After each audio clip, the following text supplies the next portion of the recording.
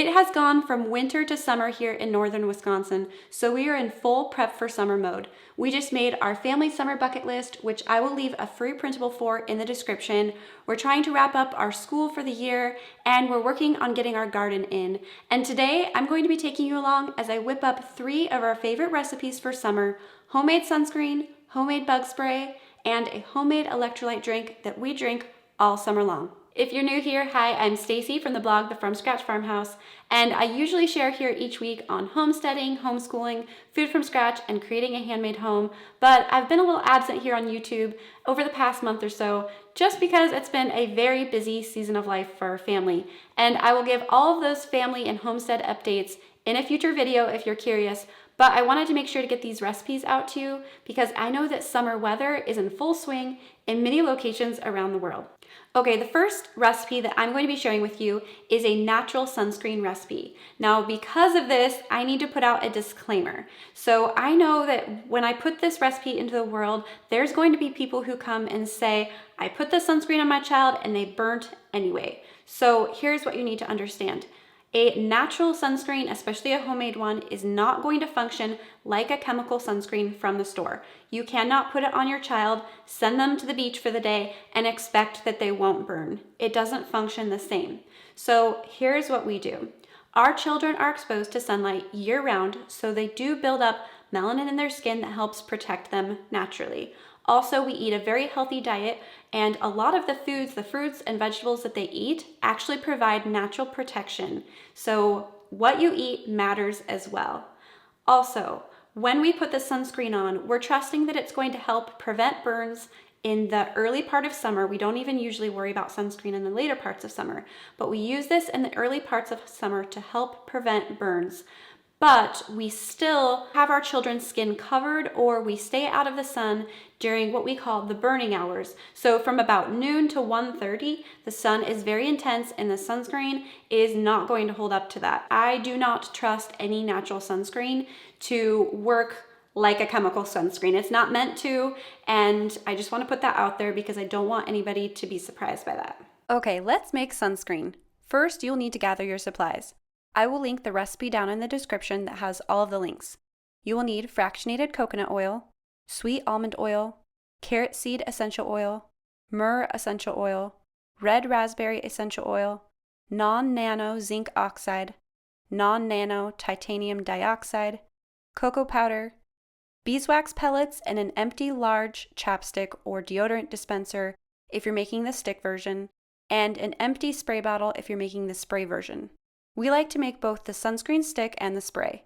We use a stick on faces and more sensitive areas. The stick is also more water resistant. With 7 kids, the spray is very handy. We use this on areas like arms and legs. Let's make the spray sunscreen first. You will use a double boiler or just improvise with a pan with some water and then a bowl on top like I'm doing here. Add the coconut oil and the sweet almond oil to the double boiler over low heat. Mix well. Next, add in 2 tablespoons of the zinc oxide powder. Be careful when doing this because these powders are perfectly safe for your skin, but should not be inhaled. You can see that I'm doing 6 teaspoons here instead of tablespoons, and that's just because my tablespoons all seem to be missing. Then we'll add in 1 tablespoon of the titanium dioxide powder, and then whisk until the powders are completely dissolved in the liquids and it's blended together well. I'm also adding 1 teaspoon cocoa powder. This is completely optional, but I have found that it helps the sunscreen not give the skin such a white appearance. You can adjust the amount of cocoa powder to match your skin tone. Just be careful if using the cocoa powder, especially if you add more than I did with light colored clothing, as it may stain. Next, remove the pan from the heat and add in 15 drops of each of the essential oils. I like these specific oils for their sun-blocking properties, but there are others out there that work as well, so feel free to mix them up. Just don't use citrus oils or they will have the opposite effect. Also, there is some debate on the use of essential oils during pregnancy. If you would prefer, you can leave them out, as the zinc oxide and the titanium dioxide provide most of the sun protection. Once the mixture is well blended, you can pour it into your spray bottle. I like using a dark spray bottle to help protect the oils. They will lose their potency if exposed to light for a long period of time. Give it a good shake, and then each time before you use it, give it a shake so that all of the ingredients are well distributed. To apply the sunscreen, you can squirt it directly on the skin and then just use your hand to rub it in evenly. Alright, to make the stick version, you're going to start by melting 1/4 cup beeswax pellets in your double boiler. Once the beeswax is melted, you can add in the other oils and proceed as before. The only difference, obviously, is that you're going to pour the mixture into your dispenser, which I didn't realize I was out of until it was too late, so I just used these glass jars, and I will apply the sunscreen with my fingers. This is definitely not as efficient, and so I highly recommend getting a dispenser. Once the mixture is poured into your container, place them immediately into the freezer, just until they're solidified. This will make sure that it hardens before any of the ingredients have the chance to sink to the bottom. Okay, next up, let's make some bug spray.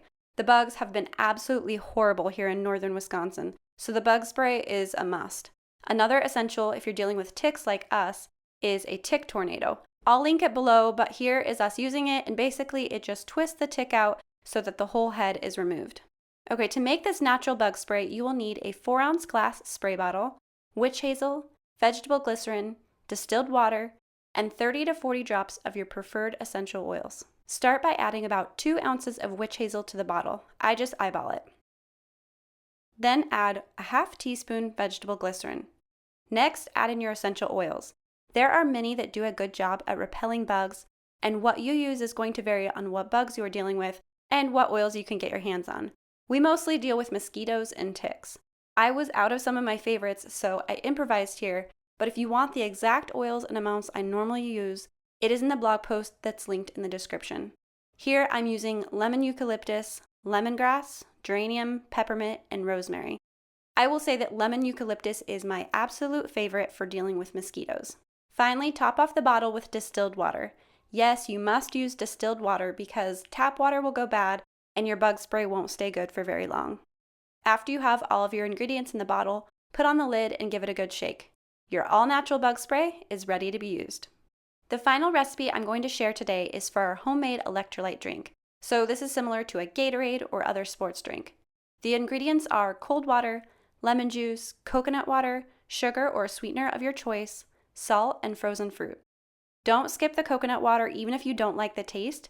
You can't actually taste it in the drink, and it is where a lot of the electrolytes come from. In fact, if you're making this for someone who is suffering from mild dehydration, double the coconut water and salt. I like to add all of my ingredients to the drink pitcher I'm going to serve from. So I started with 16 cups of cold water and added 1.5 cups lemon juice, 1 cup coconut water, 2 cups sugar, 1 teaspoon pink Himalayan salt, and 1.5 cups frozen strawberries. And then I just used an immersion blender to blend all of the ingredients. If you don't have this option, you can mix the ingredients in batches in a blender. Also, this makes a lot, so if you have a smaller family, you may want to half the recipe. A couple side notes. You can use whatever frozen fruit you have. We really like raspberries too. Also, you can pour this into a popsicle mold, and this makes a delicious popsicle. This is great too if you have extra drink mixture that you don't want to put in the fridge. I'll link our favorite popsicle mold below because homemade popsicles are definitely a summer essential around here. You'll notice that we opt for the wooden sticks because we got sick of trying to find the reusable ones outside, so these work great. The last thing I want to mention is that I know people are going to comment on the sugar. Honestly, when we are out working and sweating, that sugar is not a problem. In fact, it really helps give your body the glucose that it needs. Glucose is fuel for the brain, so it's amazing how much a little sugar can improve your energy levels and your ability to think straight. However, you can totally omit it or use a natural sweetener of your choice. I've been told that honey tastes great. We don't use natural sweeteners in ours because I'm sensitive to them, and I really enjoy being able to drink this too. Alright, that's it. I hope that you find these recipes helpful. I can't wait to get the garden in and flourishing and our summer projects underway. We have 0 travel plans this summer, which is actually nice because I'm definitely looking forward to a simple and relaxing summer on our homestead. If simple living is a passion of yours too, make sure to subscribe so that you don't miss my upcoming videos on homesteading, homeschooling, food from scratch, and creating a handmade home.